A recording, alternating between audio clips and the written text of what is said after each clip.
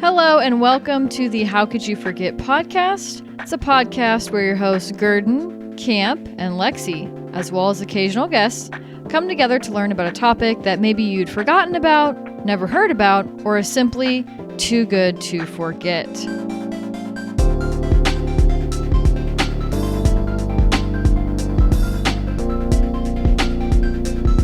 Today, we've got some videos. Woo! Got some videos for us to watch. Episode 23, the video episode. Let's go. I like to imagine this is like when you're a kid and a substitute teacher comes in and it's like, I don't feel like teaching. I'm going to roll in this TV and we're just going to watch I'm rolling in the giant TV with the VCR.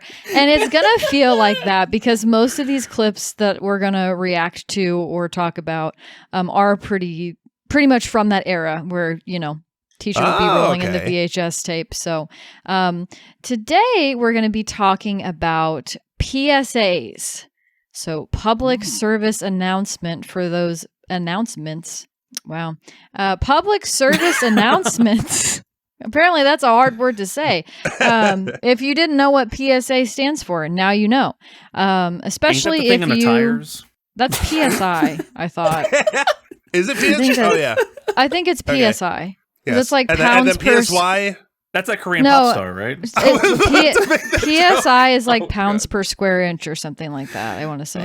I call Lexi knows more about cars than I do. Or pressure, something like that. Anyway, and it's not PSY as in Psy, as in the Oppa Gangnam South Style. Korean icon. No. Ain't that the yellow Pokemon?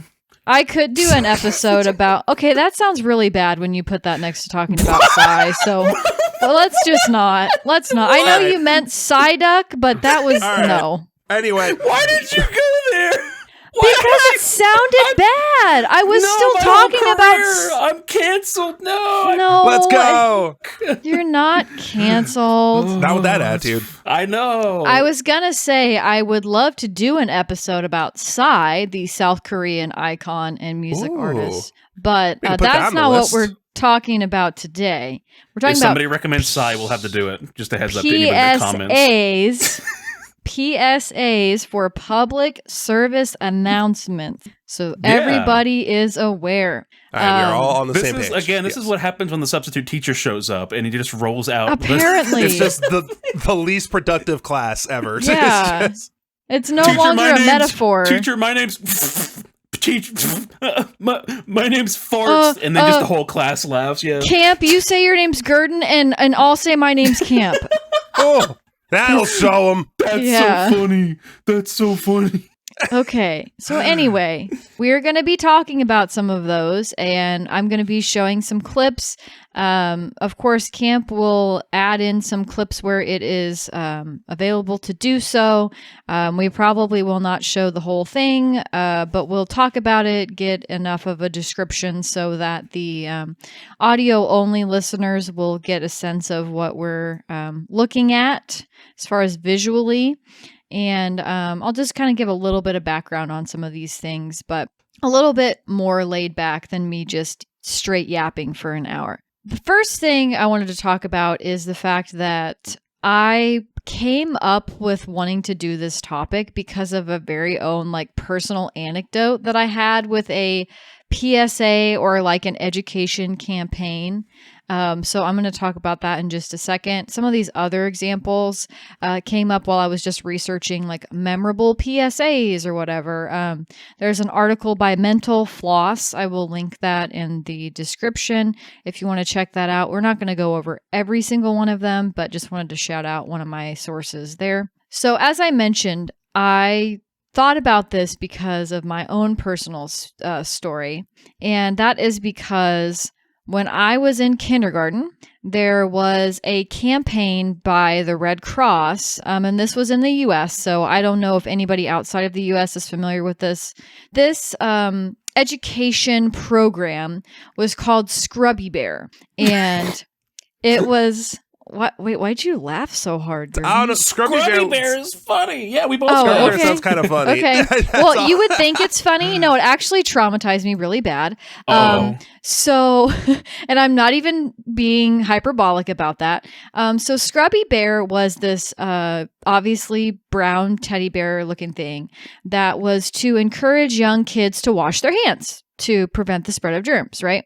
And on the surface, that's great. And we should be encouraging people to wash their hands, not just young children, of course, but everybody. But I remember watching... Germ theory doesn't exist. Who?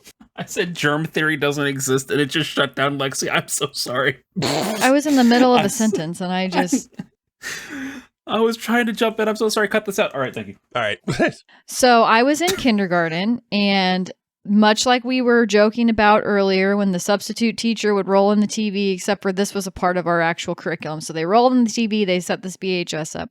And it was basically this brown bear in a costume, fuzzy costume, and a young girl. And the Scrubby Bear character was talking to the young girl about, hey, it's really important to wash your hands because it prevents the spread of germs and all that stuff. Well, this video is kind of terrifying, and it's actually, I was looking it up, the whole video is considered to be lost media because I cannot find this actual video in its entirety online anywhere. How scary was this video? Well, and that's the thing is it wasn't really... Horror. It wasn't really that terrifying, but it was more so the idea of like, specifically for me being a young kid already having a lot of anxiety, this video really freaked me out. It made me think that I was going to get sick if I didn't wash my hands like all the time. And so it was to the point where I would wash my hands where my knuckles were like bleeding. Oh God. Sorry, trigger warning for anybody. I realize I probably should have said that before. No. You're good. Anybody whose knuckles is their favorite Sonic character, I'm sorry. But there you go. That was a good one. It's gotta be careful. It really did scare me when I was a kid, and I'm better now. Obviously, I'm not 5 years old anymore, thank God. But I wanted to share with you guys. There is a clip of the germ rap online. Isn't that streamer? So no, it's not. The Scrubby Bear germ rap. 985. So. Shout out to Burning Castle Films on YouTube because this is an incredibly hard piece of media to find. So if you guys want to click on that, and we will watch and listen to a bit of the germ rap from Scrubby Bear. Hey, who you looking at? Love the costumes. Wants to make it Yeah. We can, you know. Yo, I like that the quality is a potato also. Who's the baddest of I the love bad? the filter Germs over that this. cool, don't make us mad. We hate to see people feeling fine. We'd rather see them cry and whine. Just because we're kinda small, don't think we can't make you crawl. We're sure to waste you, make you sick. Oh yes, we will, in half a tick. Okay, kind of spitting bars though. I ain't gonna lie. We're also gonna waste you? Like, oh my We'd like god. to see you wear a frown. And only Give half us a tick. chance, we'll bring you Why down. were they holding Give each you other? cold, the flu and mumps will make you feel down in the dumps. Pass us from hand to mouth, from friend to friend, house to house. That's how cold and sickness spread. Next thing you know, you're sick in bed. Germs, germs, we're everywhere. Germs, germs, we don't play fair. Germs, germs, you'll catch us quick. Germs, germs, will make you sick. Germs, germs, on dirty hands. Germs, germs, you understand? Germs, germs, we're everywhere. Germs, germs, we don't play fair. Yes. Oh, that's soap. Yeah. Oh, no. Germs are getting Oh, no. What is naughty. I think they need to look at Yeah. me. What is A that little water soap and a about? little soap. These little germs won't have a hope. Brother Germs, it's time to scatter. Brother Germ! Come soap with some water. Soap, soap. Wash your hands. Soap, soap. I understand. Damn, the germs are just getting executed. No, they're killing them. No. This is the best cinematic transition. Like, this is better than Star Wars Episode, I think, 3 with the cinematic transition. So true. So, and then that was Scrubby Bear. It's so. Honestly, Yeah. W Scrubby Bear. Yeah. I like him. I trust him. So, yeah, the rap was not what scared me. It was just the fact of like, yeah, it was just, it really tapped into some fear of mine about germs and things like that. So I mean, it pretty is aggressive, like in terms of like we're gonna ruin your life in half a second. Yeah, yeah. It's like the rap is goofy, but people were saying that how they were kind of scared of this when they were young. So I wasn't the only one. So I'm very happy that it wasn't just a me thing. The fact that I've, of course, never heard of or seen this besides from what you have mentioned. And like, that's wild. The fact that it's lost media and all sorts of stuff like this, was it just like, hey, these areas need to wash their hands a little bit better. Like, let's just send it to these 18 random schools. And then when kids were like, I'm traumatized and will cry myself to sleep thinking the wrapping germs, they were like, all right, let's stop with this campaign. Because you and I, we're here in the States, and we were in different states at the time. But I don't know if maybe that was just part of my state's curriculum or even our local school district. Maybe they just implemented that. But yeah, I vividly remember the Scrubby Bear stuff. But I would have to ask my brother because we went to the same elementary school. So maybe I'll ask him if they were still, if Scrubby Bear was around when he was in kindergarten, first grade, or if that was like, I really just hit the right timeline for this specific video, because Scrubby Bear and the hand hygiene like course through the Red Cross is still a thing. They still do use Scrubby Bear and like have different videos, but like this one in particular is the Scrubby one. Bear is like their copyright, so they're not going to just give up on. Yeah, Scrubby no, Bear. Scrubby Bear. Yeah, Scrubby Bear is their mascot. So when I look up Scrubby Bear, it's most of the new stuff, and I'm like, oh no, that's not the nightmare fuel that I was getting. And so he hasn't been completely cast into the shadow, right? He's still a mascot. He still exists, but they're not showing this video anymore. I was in kindergarten back in 2001, so they were not. You're old. This video. You were born before the 2000s. Whoa, old. What onk stat or I guess not onk, aunt status. Aunt status. Is there a cool way to say aunt? I just say auntie. Auntie status. Yeah. Chill out, nephew. Which I am. I actually am an aunt, so that works. Real. So, yeah, that was just the one I wanted to lead in with. I don't have a ton of information on it, but yeah, that was my own personal anecdote, and like it really scared me as a kid. And so, I'm like, what about other like PSAs or other like things that were meant to be like educational like this? So that is where I got the idea. There you go. And Lexi, I do have one quick question for you for the people that might be, because our demographic is like the cool hip kids that are like, whoa, I'm just getting into college. What is a VHS/VCR for? Oh my gosh. I don't think I have to explain a VHS tape. We have a pretty wide audience. We have some people who are older than us, some people who are around the same age, and then some younger. If you don't know what a VHS tape is, literally, don't chat GPT. Just go to good old search engine and just say, what is a VHS tape, or what does a VHS tape look like? You'll find it. What is a substitute teacher? Like, just what is it? I'm pretty sure people know what is a TV. Moving on. Right. So the next group that we're going to talk about are, and I know you guys have already seen this, and I know you guys are going to have a bunch of reactions to it. We're going to talk about anti-piracy and anti-piracy PSA. This is honestly one of the most famous PSAs in recent years. I say recent years. This is like 25 years old, I believe. Recent and like very, very big, like very terms. loose terms. Recent, yeah. I know a lot of people to this day still know what this one is, and so that's kind of more of what I mean. Not that it's actually, it was made super soon. No, Lexi, I have a shirt that says "You wouldn't live, laugh, love" on it. So I mean, yes, I know. It's still very much in the yeah, you know where I'm about to go. I still see memes referencing it constantly. Like it is a very classic. Right. PSA. It's tons of jokes on the internet about it, and I just wanted to mention something that was interesting. I read on the Wikipedia. For a long time, people thought that the music for this PSA was stolen, but one source, according to the Wikipedia, said that this ad was confused with another anti-piracy ad that did steal music. So this one, which is really funny, this one did not steal their music. But in April of 2025, that's this year, a Blue Sky user discovered that the font for this anti-piracy commercial was actually a pirated version of a font by, I believe, a Dutch designer. So they did actually pirate something for this ad. How do you? No. How can you tell if a font is pirate? Do they change like certain pixels so they're like, I assume so, or they rip it version. off. They rip off, whatever design that is, and then they upload it to a free font website or something and say, "Oh, true, everybody can use this." And it's very possible that they is didn't know. like surprisingly a common tactic is to just like upload fonts like slightly edited or like traced over fonts like that.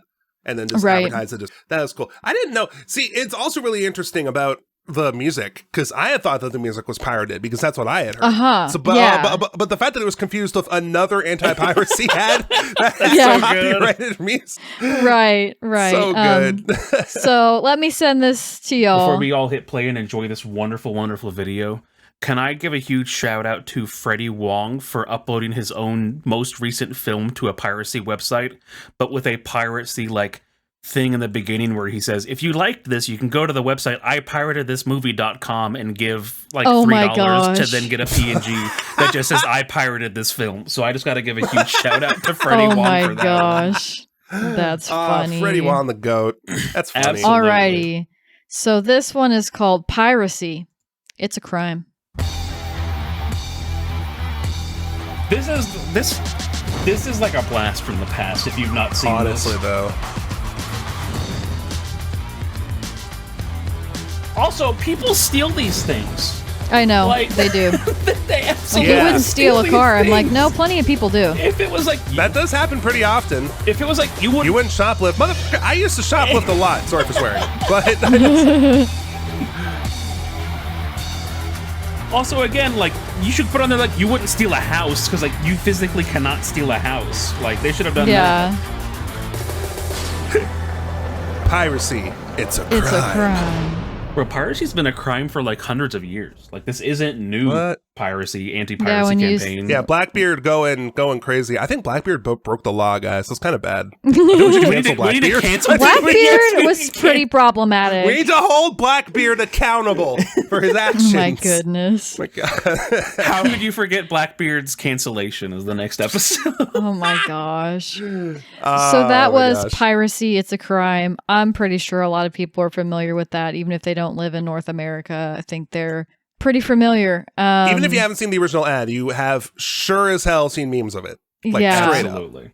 up. I think this ad is very interesting. I think that it is simultaneously, for how much of a meme status it is, I think it's aged very poorly because they're like, you wouldn't steal all of these physical items, and now there's like no physical media. Like there's so many shows where like you can only watch them on Netflix with a subscription, HBO, Prime, like all of these things. Like it's either you subscribe to that streaming service, and then the crazy part about it too is that these companies can basically be like, oh, we're deleting all of this stuff off of our streaming platform, and then poof, it's gone because there was no physical media of it ever. So very crazy. And I can't recall exactly when this ad was done. It had to have been the early 2000s. Like, it was maybe 2005 or 6, I want to say. I could be wrong. But so, I mean, 20 years ago, just how much the media landscape has changed in 20 years is kind of crazy to me. Because of course we've had advancements, but I think it was earlier than that because I remember the earliest time I saw it, because that would have put us, not to age ourselves, but roughly like 9 or 10. 2004. Yeah, 2004. Okay. Mm-hmm. So like 8 for myself at least makes a little bit more sense because I remember I was such a dumb little kid, and then I was over at one of my family members' houses, and the first time I saw this, I was like, "Whoa, this is so cool!" But again, as a child, I was like, "Oh, I wouldn't steal a house or like a car. Oh yeah, I wouldn't do that. Oh, I wouldn't steal a handbag. No, I wouldn't do that." And then it's like, then don't steal movies. And as a child, I was like, how do you steal a movie? Like, that honestly was like, wait, you can just steal movies? I was like, I thought that you had to like go to like a movie store. But then they were like, but don't steal a movie from a movie store. And I'm like, so what is piracy? Like, it inadvertently to my young self showed me that there's another option of getting films and media than just, oh, I'm going to run down to Blockbuster or whatever. So it had the total opposite effect where it just introduced you to the concept of digital piracy. Yes. So this is kind of funny. So I found on the Wikipedia page, it did give an exact date. It said it debuted July 12th, 2004 in cinemas, and then July 27th on home media. It was a co-production between the Federation Against Copyright Theft, or FACT, and the Motion Picture Association of America, or MPA, and then as well as the Intellectual Property Office of Singapore. They all collaborated, and the funny part here at the bottom of the intro on the Wikipedia says, according to Canadian Internet Policy and Public Interest Clinic, the announcement was unsuccessful and was largely a source of ridicule. Likewise, a 2022 behavioral economics paper published in the Information Society found that the PSA may in fact have increased piracy rates. By 2009, over 100 parodies of the announcement had been created. Oh my goodness.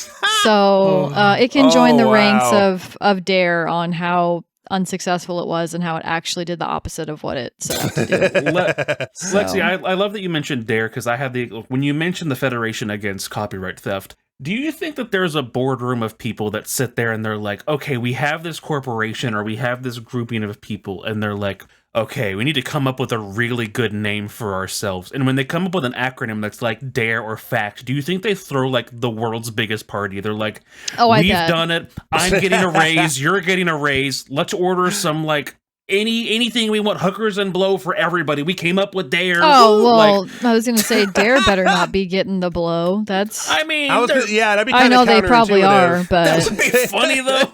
At the DARE headquarters, there's just like, whoa! Like, party. Yeah, I think they also try to come up with a name that actually is an acronym. I don't think they do it the other way around. I think it's like they want it to sound catchy and cool. Well, what's DARE again? Not to go entirely off a rabbit I trail, don't know. I never had that. I know of it, but we never had that at my school. I only heard I think existed. it's like I don't think, yeah, drugs are really evil. Oh. DARE. Yeah, for real. That's probably what another saying of it is. I think it's like drug awareness, resistance, education, or enforcement or education. No, it's not the DEA. I would assume it's not enforcement. It's not the Drug Enforcement Agency. I'm going to go to schools and it's like bullying all the third graders, being like, no. There's an 8-year-old with a blunt and they just tackle it. Oh my goodness. Let me look it up. No! Okay, it is drug abuse resistance education. Okay, so I was wrong. I didn't know about the abuse. Drug abuse resistance so education. Here's the thing. So they're fine with just drugs, but they don't like drug abuse. Okay, gotcha. Well, they think that every use of a drug is drug abuse. Oh, okay. Yeah. So it's to prevent the use of controlled drugs. Also, they tackle membership in gangs as well. It says, according to this little article. That's wild. Had no idea. I guess that's where some drugs used to come from and shit. Yeah, I guess. mean, still bad drugs today are like very illegal substances, but right. So I thankfully I never had DARE. I have only ever heard about it from other people. So I want to say actually I think my brother may have had a shirt or something like that, or maybe even my dad. Which is kind of wild because how long has DARE been around? My dad's, not to date my dad here, but my dare. My dad is quite a bit older than what I thought the DARE program would be. Well, I mean, he might have just walked into a Goodwill and gotten a DARE shirt. That doesn't mean that he had one from like that's his true. Either right? that or, I mean, he was involved in like a lot of local community stuff when he lived in a different state than he lives in now. So he might have been like a helper or something. I don't know. Lexi, I know that this is about PSAs, but are all PSAs like videos, or like if you have like a play or like a thing, is that technically a PSA as well? That could be considered a PSA. When I was looking some of this stuff up, I don't know if there's very like tight criteria for what a PSA is. It's typically videos or like posters or like an image media. Yeah, media that's distributed. But I would imagine that if you were like a part of a group and maybe your play was like, let's say they did a Scrubby Bear play, that was like an active Scrubby Bear in a costume instead of watching a video, that would probably still count as a PSA because you'd be traveling to different like schools, putting on your little play. Yeah, I was gonna say, back when I was in like grade 8, I think we had a play that I would argue was a PSA because it was talking about and discouraging people against. I'm not sure if saying this will get a mess up in the algorithm. If it will, I'll censor it. But sexual assault. They were doing a play going around, like acting out, like why people don't believe victims sometimes, and like why it's toxic to do this and that in the context of this. And I would honestly, I consider that I still remember it to this day pretty vividly. Yeah. So I think it's a really effective PSA. That would qualify as a PSA to me. Yeah, absolutely. Well, the only reason why I asked is because kind of like Eric again. I know you have more topics, but again, just add it in because while we're in this moment I remember specifically with Dare, hence why I was asking about this, was that at one of our teachers at my elementary school was very, very strongly for Dare and stuff like this because I believe they had a family member who passed away from drug overdose or something along those lines. And so they were just very strong. They felt very strongly about this. And they also had a family member who was deaf. And so they would go up there and they would tell this story about like, oh, this is kind of my story, and this is this, and then this is what my family members had to deal with.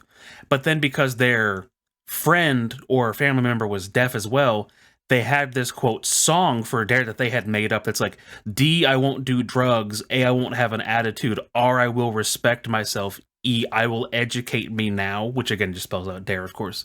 But they made that song, but they made it with the, what is that called? Language? Sign language of like... Yeah.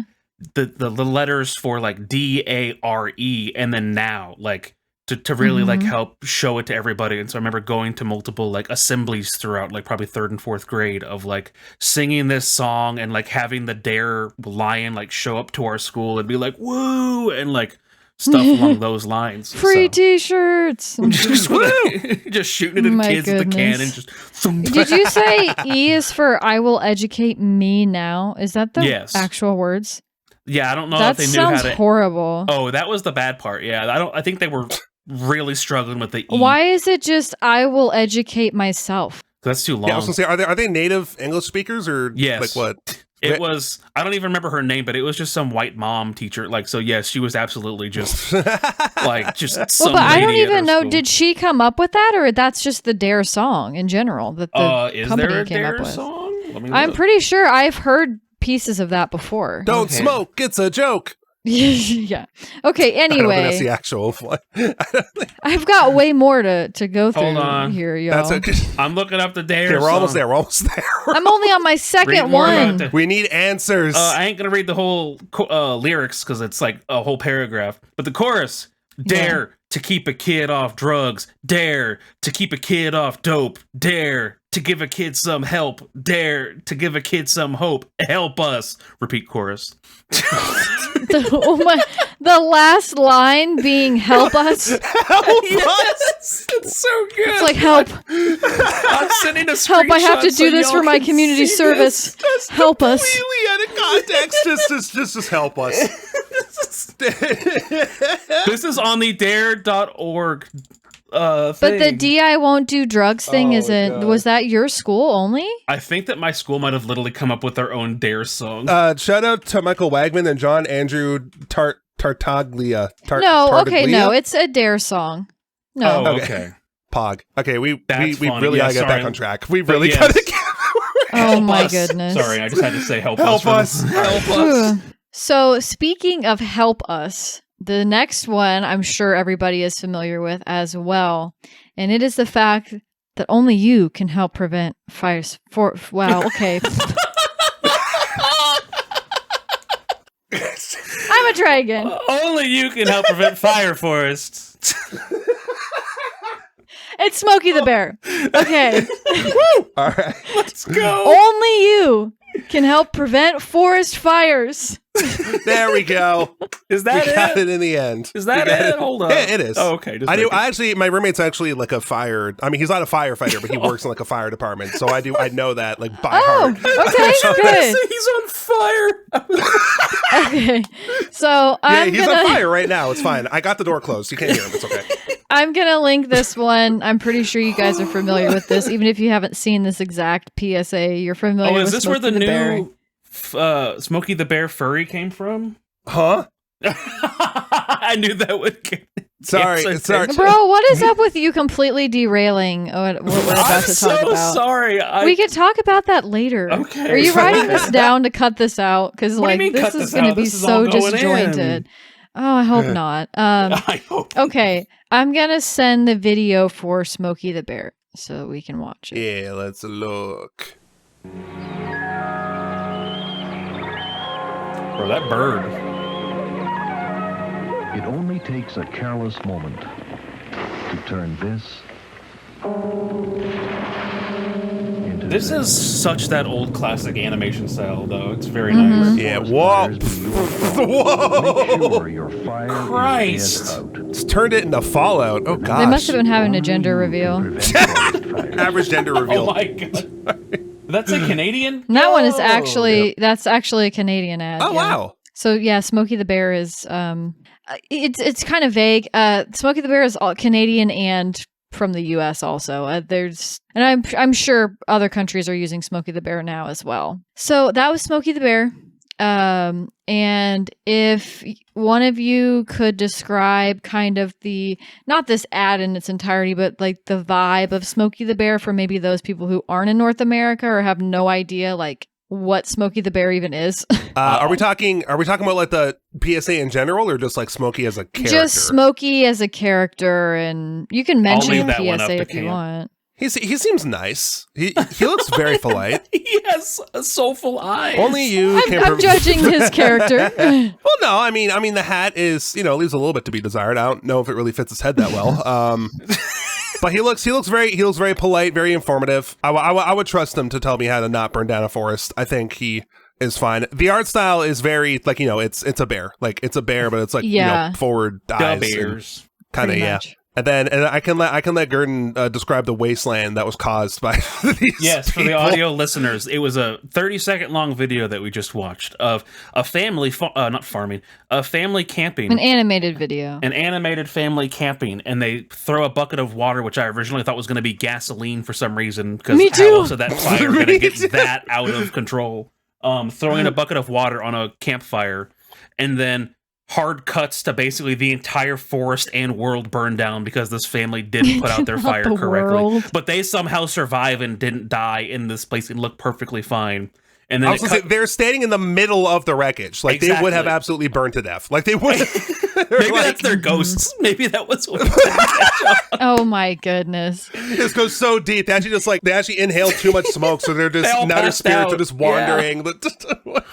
Oh but then gosh. it pans across this burned forest, and like there's nothing but burned trees, and then it just shows a Smokey the Bear, which is an anthropomorphic bear wearing a hat that says the word Smokey, and then it slightly goes, "Only you can prevent forest fires," and then it goes, "Canada Wildfire Safety." That's the whole thing. Or Forestry Association, my bad. Yeah. And he appeared on a sign that was the lone survivor of this decimation of the forest. Yeah, a wooden sign. Down. Yeah, a wooden sign. A wooden sign in the middle of the woods. Oh my goodness. I'm so glad this magical fire only burns down forest and not people or signs. Well, no, see, it's like true. if you put Smokey the Bear on it, it won't touch it because it gets scared. Then why don't we That make is true. forests out of Smokey the Bear? Like just put Like staple a Smokey the Bear picture to every tree. Yeah. Every single tree in a forest, you just put Smokey the Bear on it, and then it's fireproof. Exactly. So forest fire prevention with the first bear on the poster, so Smokey the Bear, is actually from 1944, and this is according to the Smokey Bear website. Really? So here's the very first appearance of Smokey. This is super cute. I really love this art. It is really cute, but like his eyes are kind of putting the fear of God in me a bit. Like A little bit. He kind of has like, bedroom eyes in this, I think. He looks like he's got like a beautiful lash going on. That is kind of He is kind of slay. He's kind of serving cunt a bit. I know we're probably going to censor that, but I just, He has some slay lash and eyeliner going on. Yes, Queen Slay. Dan, that's so fire. Put it out. Anyway. Oh my goodness. That should be the new slogan. I do like, again, for those that are audio listeners, this is an old painted image of what almost certainly looks like they had like a half torso of a bear from the side.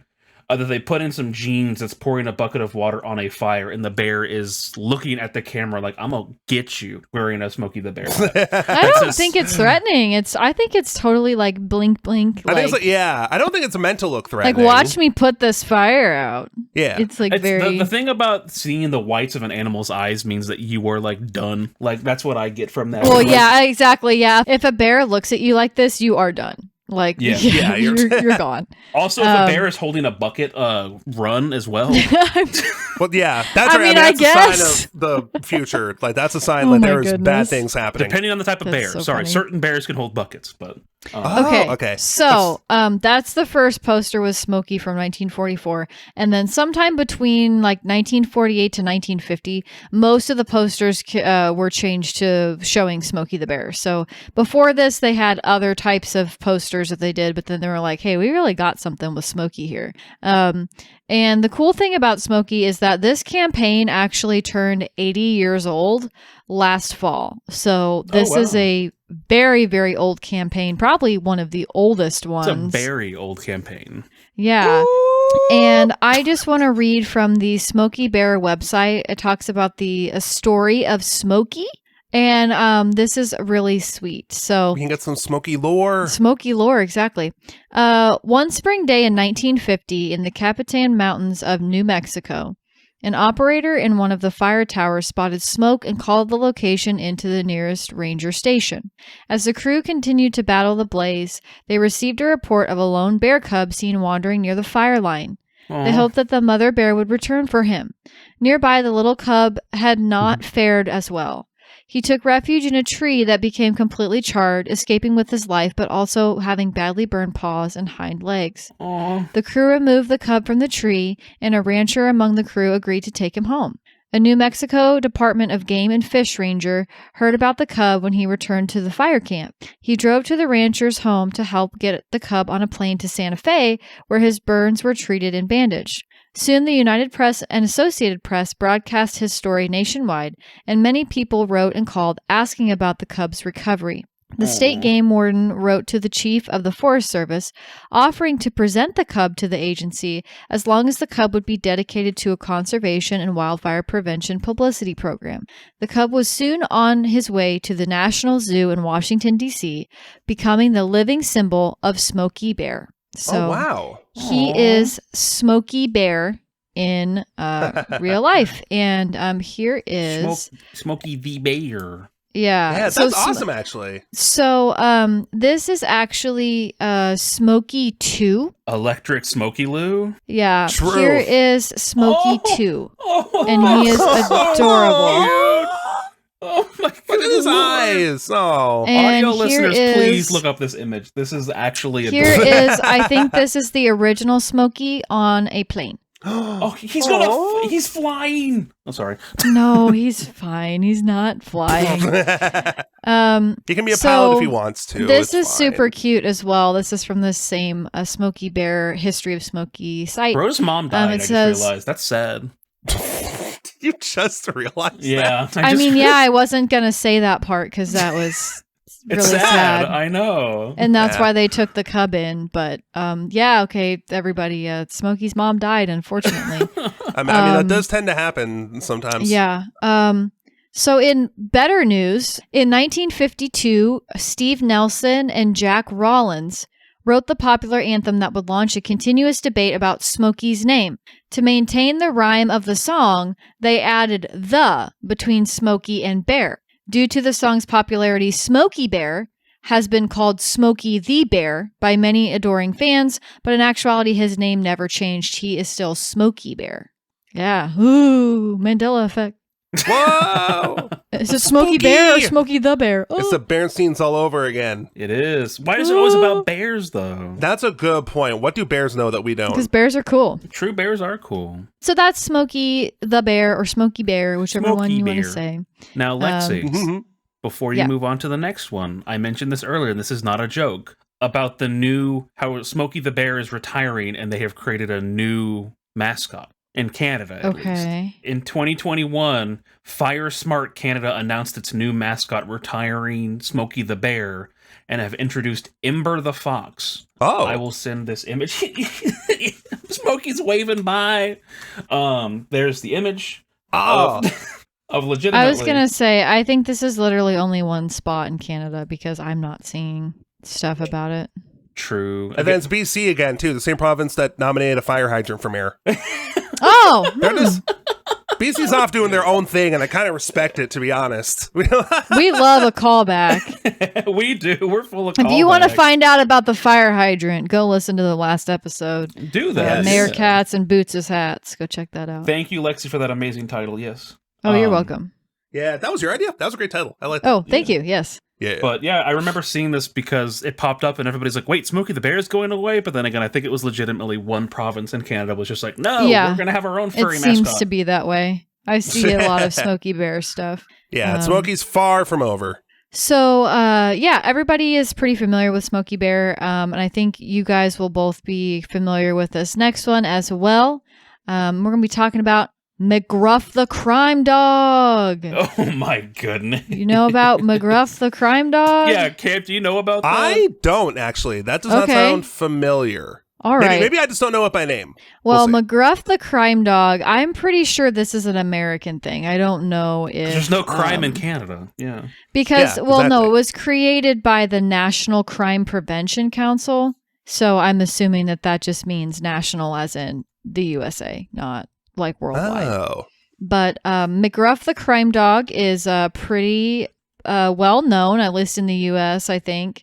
And so I'm going to send one of the most popular McGruff the Crime Dog ads so we can take a look at. This is a great episode. All right, let's look. This is a great episode. So this looks terrifying. What am I? Yes. What is this? This is a Don't Talk to Strangers PSA. This is called Jenny. It's from 1984, and McGruff the Crime Dog. That's Jenny. Hi, Jenny. But that's not Jenny's dad. If she gets into that car, you may be looking at How Jenny did they for open the the door? time. I'm There's a guy McGruff, in the car. The crime dog. Yeah, I know that, Let me show you something. He just leaned over See that and playground? pushed it open. A lot of kids there. Every day in this country, 60 kids disappear. Oh, what happened? They got raptured. Ooh. Some run away, gosh. but a lot are kidnapped by strangers or even by people they know.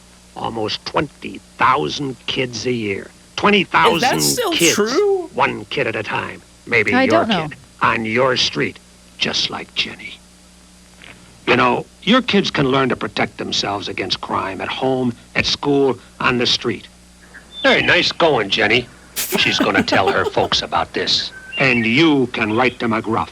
Learn how to keep your family and your community safe and help take a bite out of crime. Take a bite out of crime. That's such a good line, though. Yeah. So the slogan is take a bite out of crime. So McGruff the Crime Dog, and according to his own website on the National Prevention or Crime Prevention, I always swap those around. National Crime Prevention Council, NCPC. McGruff is their mascot, and he was created in 1978, and he's still used today for a lot of stuff. Quoting directly from their page, it says, the ad council gave the assignment to dancer Fitzgerald Sample, now Saatchi & Saatchi, which I think is a marketing agency, which volunteered its creative time and talent. That work was supported and informed by a group of 19 agencies, which formed the nucleus of the Crime Prevention Coalition of America, which is now the National Crime Prevention Council, and manages the National Citizens Crime Prevention Campaign, which is the one that features McGruff the Crime Dog and his famous slogan, "Take a bite out of crime." Take a bite out of crime. Take a bite out of crime. I love that. That's so, great. of course, there's PSA videos with McGruff, but he also does appear as a costumed character at schools, community events, things like this, by encouraging children and just the community in general to, quote, take a bite out of crime.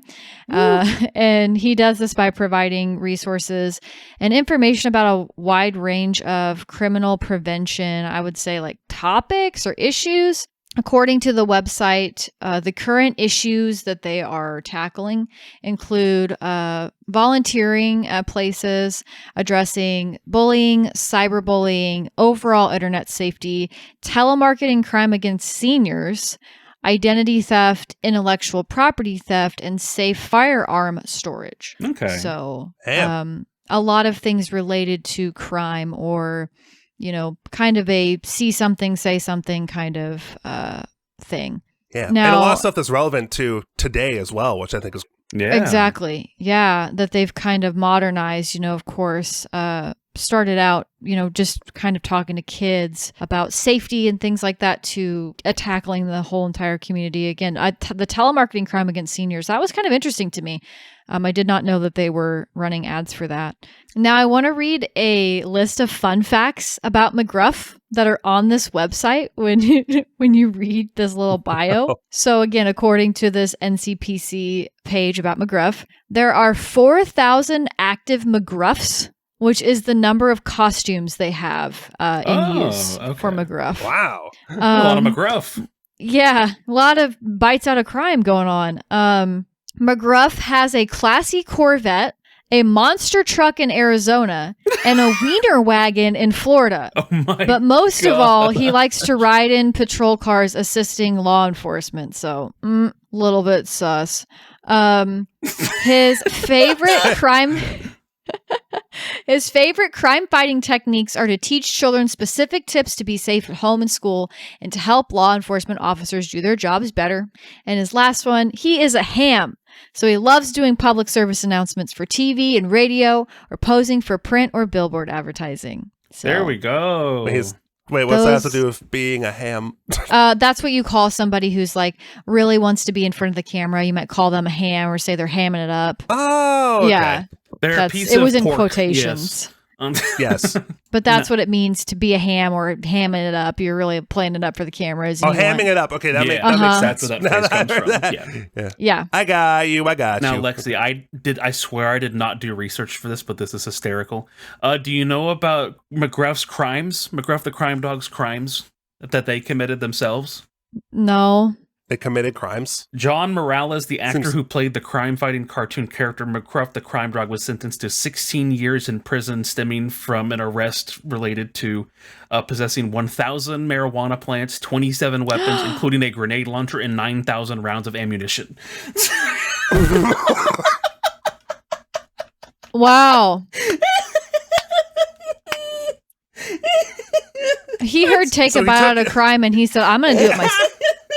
That is wild. Literally, he was like, take a bite out of crime just because he wanted to eat it. Was that the person's voice we just heard? Yeah, was that the voice? Oh, I'm going to have to look. Hold on. A 41-year-old former actor pled guilty. I remember this story. Hold on. What is this guy's name again? McGruff, Jenny, 19. Let me see if I get that.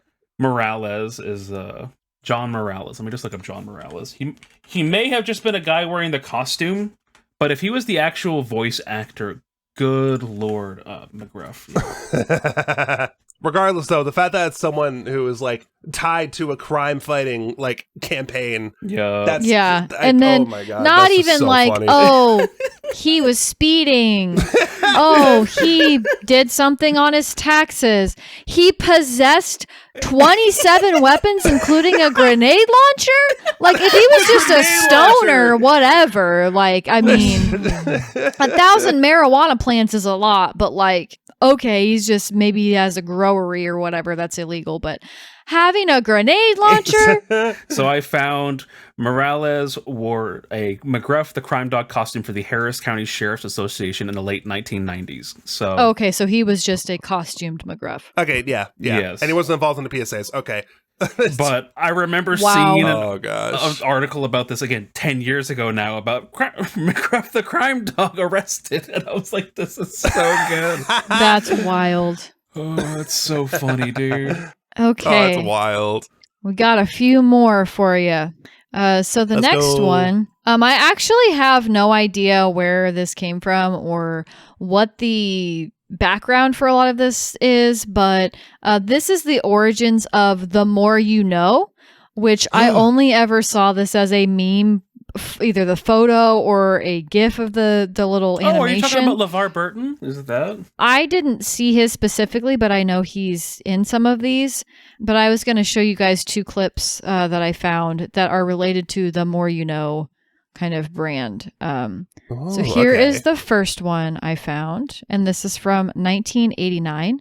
Used to be, the questions asked in this room were about spelling and geography. Today, the questions are a lot tougher. Jimmy, where did you get those bruises? Johnny, are you high on something? Mary, are you pregnant? There's a lot more to teaching today than the 3 R's. Johnny, are you And the high? more you know how complex and difficult teaching has become, the more you know that teachers deserve all the respect and support we can give them. There we go. The more you know. Okay. Can I So- just say, it is so wild to have like potential abuse lumped in with, are you high on something? Johnny, are you high? Well, and here's the thing that's I mean, funny. it does make sense, but it just felt like it came out of nowhere. So these were PSAs that ran on NBC, hence the colors for The More You Know, and then the NBC logo at the bottom. And they were about a wide variety of things. And so I think what's really funny about this PSA is not the subject matter, but just how much you're watching this and then you hear the actress be like, are you high on something? Like, it's so jarring, even though it makes total sense of of course, the point being teachers have a lot more to deal with than just trying to teach their subject. Like, they have they have students coming from all different types of home lives where they might have to say, hey, is something going on at home? Are you using drugs? Are you in a bad situation? Like, I think that that's very important to talk about, but it's just the delivery of you high? Kids bring a lot more to school than just their lunch. Are you high on something? It's like, it's kind of jarring. It is a little bit. It's quite. But the message is interesting, and these weren't the only More You Know PSAs. Here is another funny one. I have to include this just because of the how topical it is. This is by Will Smith. I was going to ask if it's Will Smith. It's Will Smith. It's from 1992. Oh, there you go. Hey, check this out. Here's the situation. Say you out with your boyfriend, your girlfriend, you're I at school, think I've you at seen a this club or before. something, getting busy. All right, you're just having fun. Somebody steps up to you and they tell you they want to rumble. All right, now just stop for a second. Before you lose your head, get all crazy and toss your hands up, just think. The person that uses their head can always defeat the person that's just trying to use their hands. Now remember that, because the more you know. Yeah, I remember that one. What's really funny about this is that this is Will Smith saying, hey, if you're hanging out with your friends and somebody wants to come up and fight with you, before you punch them and you throw hands, stop and think, because the person who stops and thinks and says, nah, I'm not going to fight you, and walks away is the more level-headed person. So, stop and don't encourage violence. Don't engage in violence. And it's a good thing that Will Smith has never encouraged violence. Yes. I thought, and don't get me wrong, I like Will Smith. I'd be listening to Will She Smith's music loves from Will time Smith. to This is time. not an I love Will exaggeration. Smith songs. But I just thought this was really funny and ironic in a way that his PSA that I found was like, hey, don't fight violence with violence. Like, don't answer something with violence. And then we all know what happened at the Oscars with Chris Rock. Out your mouth. So, I can't say I really blame Will Smith for getting heated, but at the same time, yeah, maybe let's not slap It people was a on G.I. TV. Jane joke, Lexi. I know. A G.I. I know. Jane. I know. But anyway, another example of the More You Know type of ads that they were just about a lot of different things that were trying to educate people. So Yeah, it was trying to encourage people to actually use their brains a little And bit, their or fists. seek out knowledge Right. or information. Right. Yeah, not using their fists, preferably. Yeah, don't use your fist. Well, that's the thing. Will Smith didn't use his fist. He just used an open hand. Like, so it's perfectly fine. True, that's true. Yeah, exactly. Yeah, he didn't really throw hands, so that's true. I just got smacked by Will Smith. Sorry, that's just such a good moment. So the last category that I have that we're going to talk about are anti-drug PSAs, because that's a huge one. Of course. And probably some of the most famous ones, again, other than the you wouldn't steal a car, you wouldn't download this or that, you know. You wouldn't download a car, yes. Right. That'd be kind of cool, actually. Downloading a car? That would be fun. Yeah. It's like a new cyberpunk feature possibility. 3D printers are really getting wild these days. Absolutely. You probably could 3D print a car, but you'd need like years to actually Oh my print gosh. it. It would be so much more expensive with all the materials. Oh, true. Yeah. So, yeah, anti-drug PSAs. I've heard a lot of people quote these, and I can personally remember a couple of these because of just how pervasive they are. And again, a lot of these are more US based, so some people would be like, what the hell is this? I've never seen this. There are a ton of different companies and organizations that have done anti-drug ads as well, especially in the US, but I'm not going to talk about any one specific group of ads or like people, because we'd be here forever if that was the case. So just going to share little tidbits about each one of these. So this first one, I'm going to give you guys the clip. It is the ever famous, "This is your brain on drugs." Is there anyone out there who still isn't clear about what doing drugs does? Okay, last time. This is your brain. This is drugs.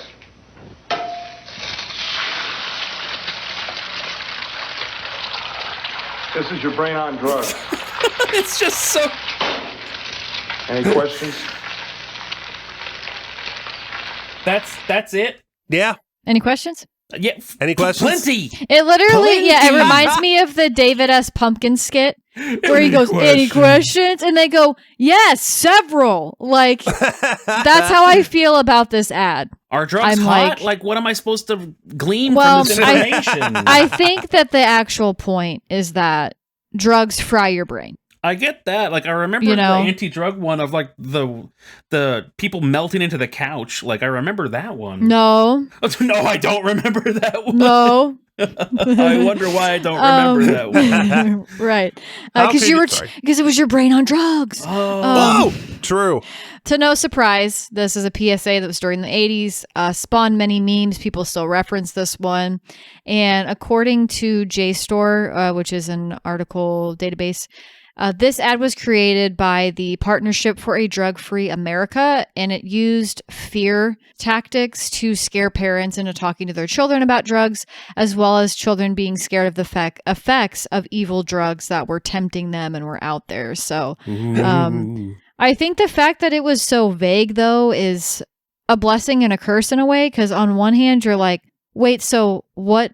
Like you were saying, Gordon. Confused. You're like, what do you mean? But then also it being vague is like, oh, well, I don't want to be like an egg fried in a pan. Yeah. So, Some people are like, I really want to be an egg fried in a pan, dude. Yeah. It is an effective way to do it, but it also is like a double-edged sword, because it's like, yeah, you're being like effective and impactful with like how broad you're doing, but at the same time, it kind of leaves room for people to go crazy or like think things that aren't necessarily true. Right. Be like, how am I an egg? Yeah.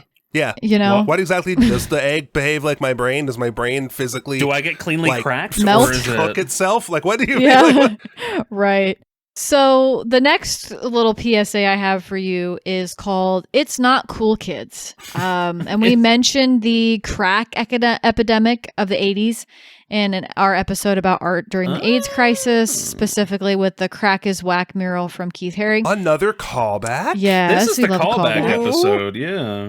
Let's go. So this ad I'm about to show you was definitely made during that time, during the crack epidemic of the 80s. And this is using a popular character at the time, Pee Wee Herman, to appeal to children and young people about the dangers of crack. So okay, not gonna lie, seeing the title Pee Wee Herman's Crack PSA is putting the fear of God in me. I am intrigued. Understandably so.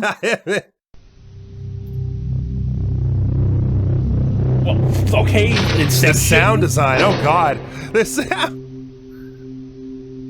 Hey, Hey kids, it's Pee Wee Herman. This is crack. Black cocaine. It isn't glamorous or cool or kid stuff. It's the most addictive kind of cocaine, and it can kill you. What's really bad is nobody knows how much it takes. So every time you use it, you risk dying. It isn't worth it. Why is there... Everybody wants to be cool. But doing it with crack isn't just wrong. It could be dead wrong. Oh, okay, Pee-wee. What on earth? The sound quality.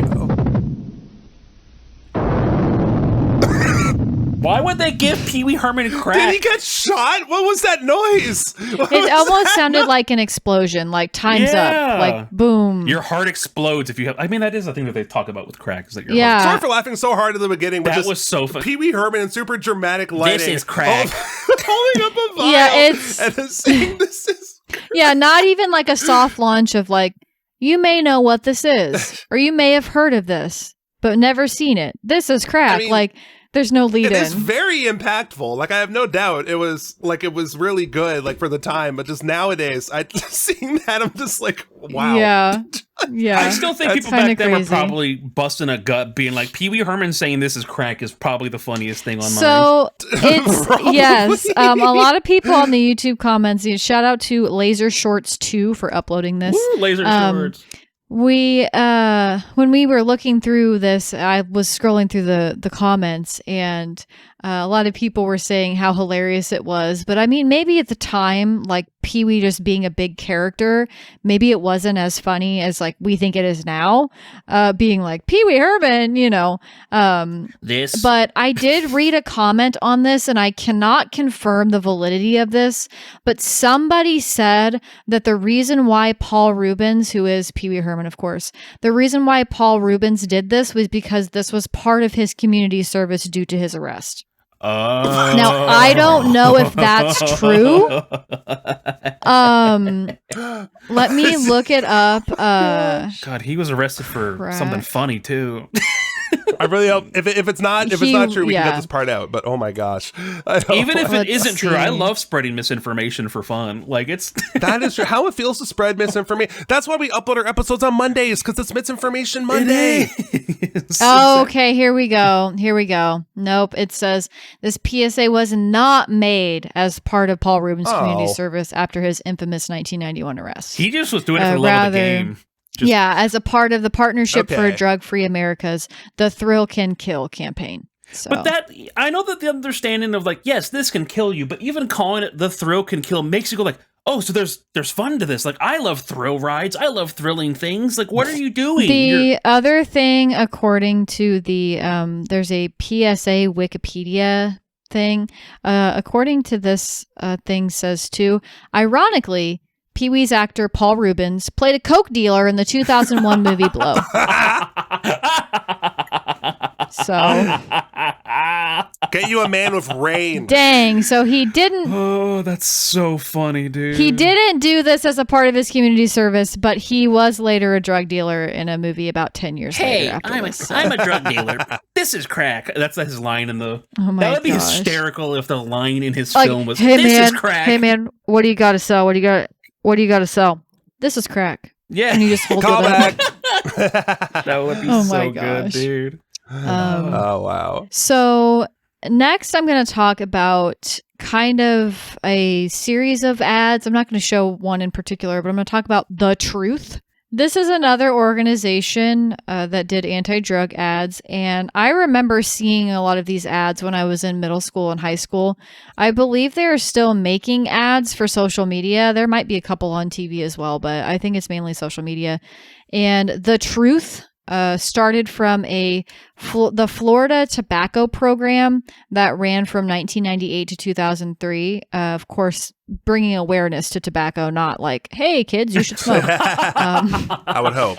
And as recently as 2018, they started including anti-vape messaging as well. So up until this point, it was mainly cigarettes. And then they're like, hey, less young people are smoking cigarettes, but a ton of them are vaping. So they've kind of added that to their campaign. And that's really a large part of their campaign messaging now. You guys might know them from the people that have done the ads with the people that have lung, throat, jaw cancer, effects from nicotine. And I'm not going to show any of these because they're genuinely very uncomfortable to watch. It is real people that have stomas, that have the devices that help them to speak. One woman has a feeding tube. Like, they're actual people who have suffered due to smoking and due to nicotine. So, like I said, not going to show these because they are very uncomfortable. And I think that is what makes them very effective, though. So if you've not checked that out and you would like to, just look up The Truth. They do have their own YouTube channel as well. So if you want to see some of those ads, but I remember those, like, I wasn't interested in smoking in general because of my family members, but those ads were always like, ooh, I would always mute them because they were very jarring, and I think they got the point across pretty well.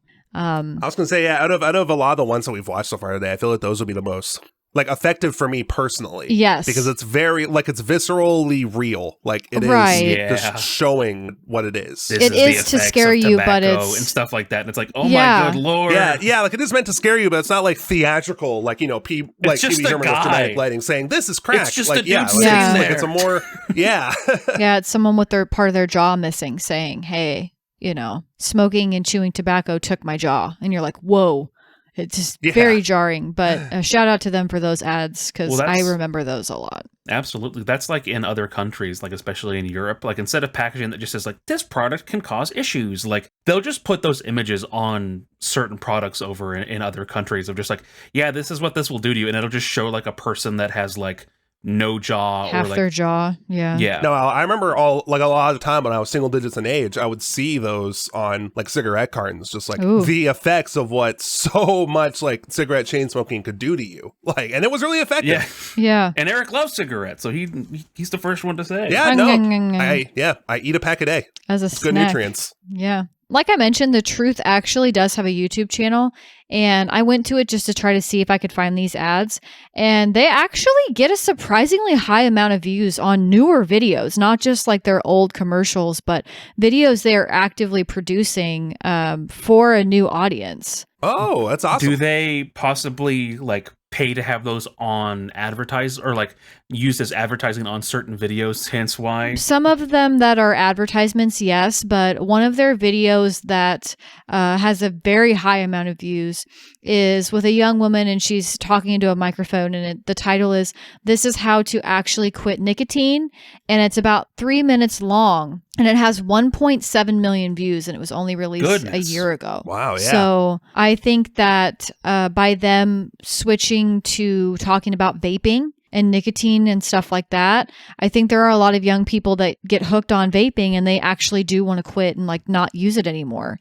And so they might be looking up these videos. And so when it says this is how to actually quit nicotine, and then it's, this young woman speaking into a microphone, kind of like a little bit like a podcast, but I think she's just by herself. And it says how to quit vaping in the thumbnail. Like, whoever is doing their marketing is really trying to pay attention to what is grabbing teenagers and young adults' attention on YouTube, because I was gonna say that is good. That is really clever, actually, because I was gonna say the fact that they're not only going to vaping, but the fact that they're actually adapting the format to like what teenagers in the 2020s and 2010s are actually watching and engaging with to get the message out. Like, that is smart. That is clever. Yeah, and it makes sense they be getting the views that they are now. Yeah. So shout out to them, because I was shocked. I was like, oh, surely people are gonna be laughing at no drugs are great, and but no, it's drugs are great.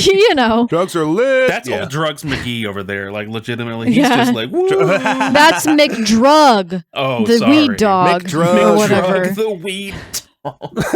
I don't know. I don't want to get like striked by McGruff or whatever. He's not going to hit you. He's in jail. Okay, sorry. Oh my god. No, that's just that one guy. Oh my gosh. Honey, all right. So the last one, to add a little bit more funny, I know you guys have seen this one, and I'm sure you have many thoughts about this. This is from a organization called Above the Influence, and this ad is called... Is that the piss car?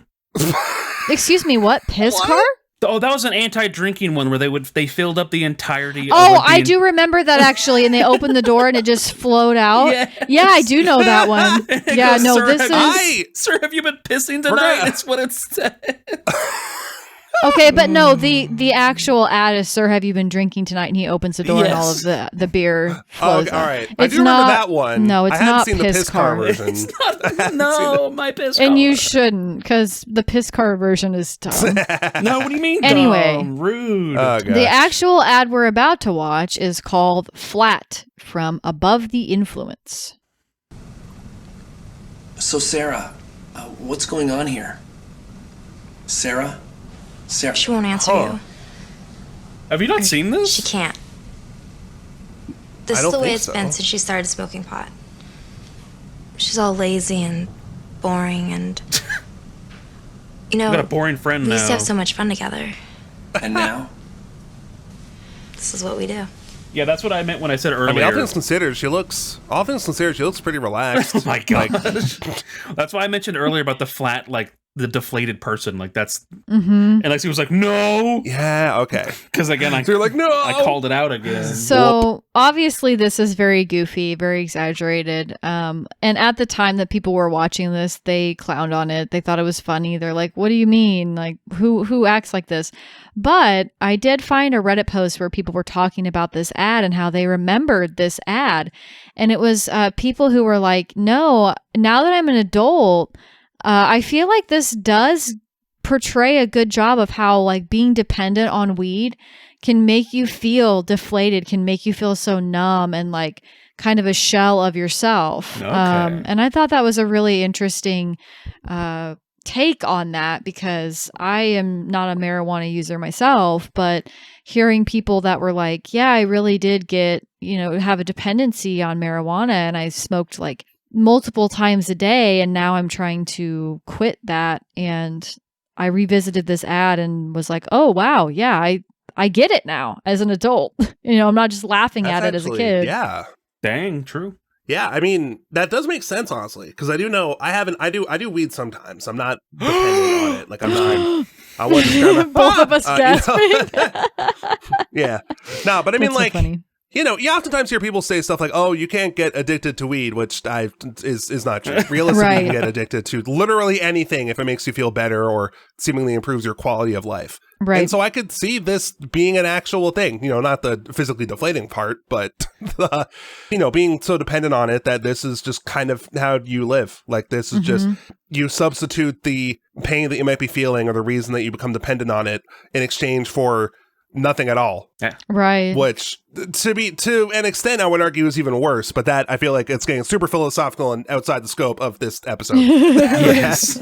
Yeah. It's very funny. I have to steal this bit from Northern Lion, but he talks about how when it comes to addiction, you'll see these posts online on like Reddit or these polls and stuff of like, what is the most addictive thing on earth? And like, usually the top one is almost always like, yeah, I was addicted to hardcore, like, I'll just say like black tar heroin for like years and years, and the struggle of trying to get off of this substance and like how hard it is to get off of it. And it's so hard in my own life. And like, I really struggled, but I've really come and I've really grown and like achieved freedom from this substance and da-da-da-da-da.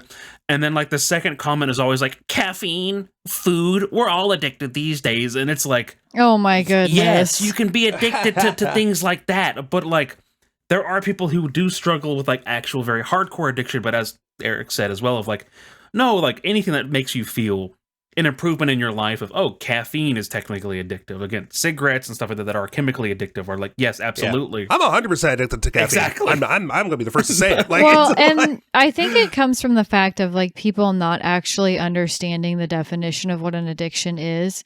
And an addiction is something that impairs your ability to do your daily life. So, in the example of caffeine, like, yes, there are people who are addicted to caffeine because they're like, I can't start my day without it. If I don't have it, I'm very upset. I think about needing it throughout the day. Like, that is what the marker of an addiction is. And so that's why, addiction, if you want to use the word dependency of like, especially with marijuana, like, yes, there are plenty of people who can, oh, I could go for a smoke right now. And they smoke a little bit, and then maybe they don't smoke for another couple of weeks or something, or, maybe it's been a few days because somebody else brings it up. Like, that's not really an addiction.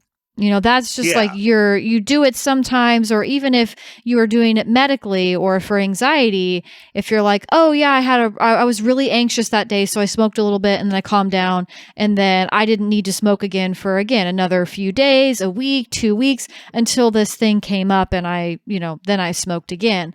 The addiction or dependency comes from the fact of like, if you wake up and you're like, I need to smoke. And so you do. But if you're not able to smoke, you're like, where can I get the ability to smoke? When's the next time I'm going to be able to smoke? Like, if you're feeling those kinds of feelings about that, that's when it crosses into that addiction or dependency. And also when it's impairing your ability to do your everyday tasks. Yeah. When you get to a point where you're just like living for the sake of doing this thing, because nothing else matters in your view. That. There was exactly. I remember people talked about this, of course, specifically like the first thing when you wake up, as soon as you realize I want to do this thing, then that's the point where you've realized it. But of course that takes a lot of people a very long time to realize that.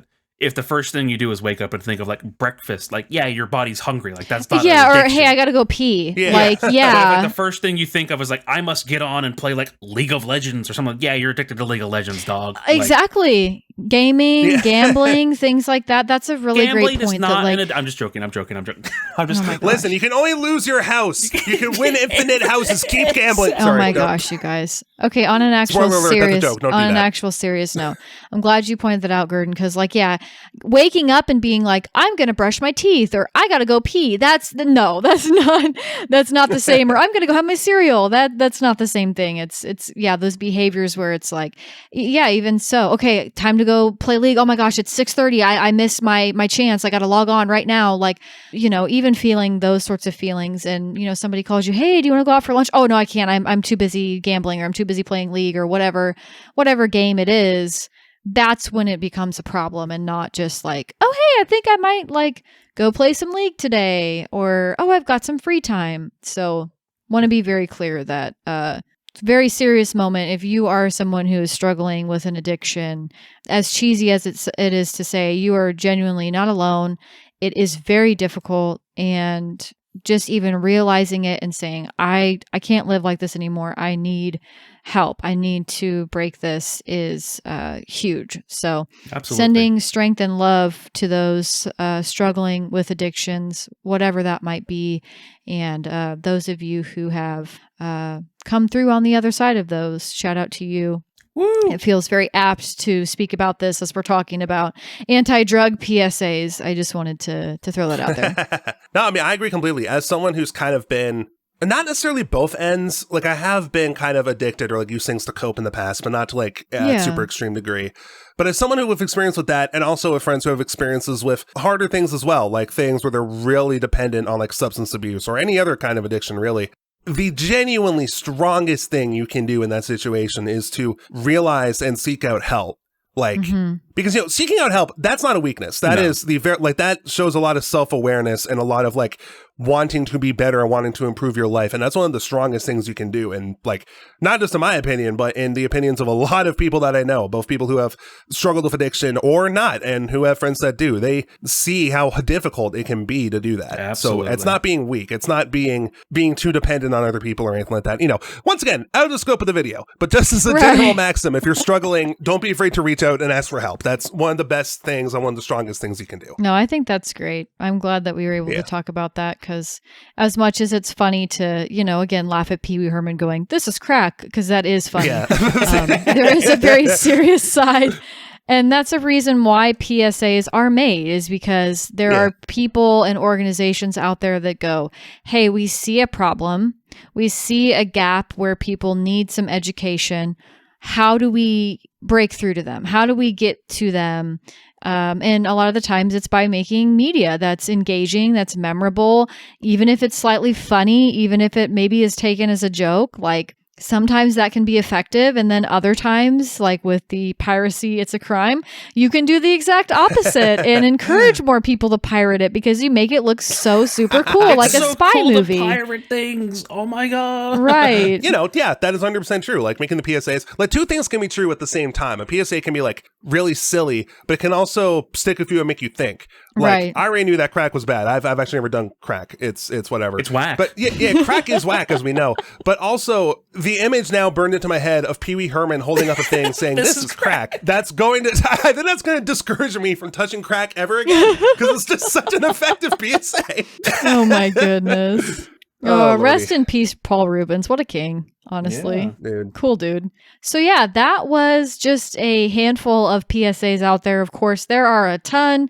Most of these were, if not American, they were North America into Canada, potentially. So some of these I saw in Canada too. So yeah. So I know there's a ton more. There was one I wanted to cover, but it was very, very serious. It was about wearing your seatbelt. I think it was from Ireland, and it basically showed if no one in your car is... No, it wasn't Red Asphalt. I know about that one. This was an Irish seatbelt commercial, I believe, and PSA, and it showed all of the people basically just flying around and how that can impact you. So didn't talk about drunk driving or not wearing seatbelts, but those are obviously other huge topics of PSAs. So if you have any other weird PSAs that you know about, let us know, especially if it's like really weird. We might be able to do an episode just about that, but hope that you guys enjoyed our wacky PSAs we had for you. As always, leave us suggestions for topics that you want to hear about. We've done a few commenter suggestions in past episodes, and I do keep an actual physical list of these, so let us know. And remember, only you can prevent forest fires. Fires forest. And shout out to the patrons, of course, over on the lovely Patreon for Camp and for Gurdon. We could not make this podcast without you. So if you would like to take a bite out of your wallet, like McGruff takes a bite out of crime, go on over, support us on Patreon so we can do more fun things like this. Oh my goodness. Stay safe out there. Stay safe, PSA everyone. is not a Korean pop star. Yeah. If we want an episode on Psy, let me know. Not to be confused with PSA.